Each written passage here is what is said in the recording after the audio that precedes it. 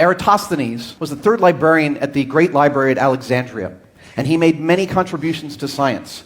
But the one he is most remembered for began in a letter that he received as the librarian from the town of Swenet, which was south of Alexandria. The letter included this fact that stuck in Eratosthenes' mind, and the fact was that the writer said at noon, on the solstice, when he looked down this deep well, he could see his reflection at the bottom, and he could also see that his head was blocking the sun. Now, I should tell you, the idea that Christopher Columbus discovered that the world is spherical is total bull. It's not true at all. In fact, everyone who was educated understood that the world was spherical since Aristotle's time, and Aristotle had proved it with a simple observation. He noticed that every time you saw the Earth's shadow on the moon, it was circular. And the only shape that constantly creates a circular shadow is a sphere, QED. The Earth is round. But nobody knew how big it was until Eratosthenes got this letter with this fact.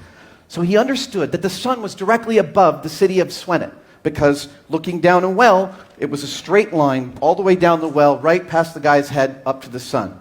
Eratosthenes knew another fact. He knew that a stick stuck in the ground in Alexandria at the same time and the same day at noon, the sun's zenith, on the solstice, the sun cast a shadow that showed it was 7.2 degrees off axis.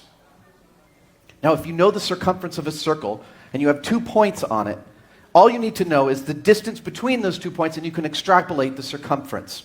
360 degrees divided by 7.2 equals 50. I know, it's a little bit of a round number, and it makes me suspicious of this story too, but it's a good story, so we'll continue with it. He needed to know the distance between Swenet and Alexandria, which is good, because Eratosthenes was good at geography. In fact, he invented the word geography. The road between Swenet and Alexandria was a road of commerce, and commerce needed to know how long it took to get there. It needed to know the exact distance, so he knew very precisely that the distance between the two cities was 500 miles. Multiply that times 50, you get 25,000, which is within 1% of the actual diameter of the Earth. He did this 2,200 years ago.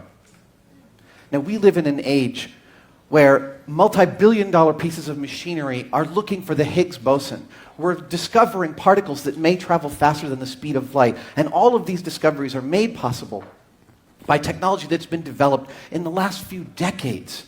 But for most of human history, we had to discover these things using our eyes and our ears and our minds.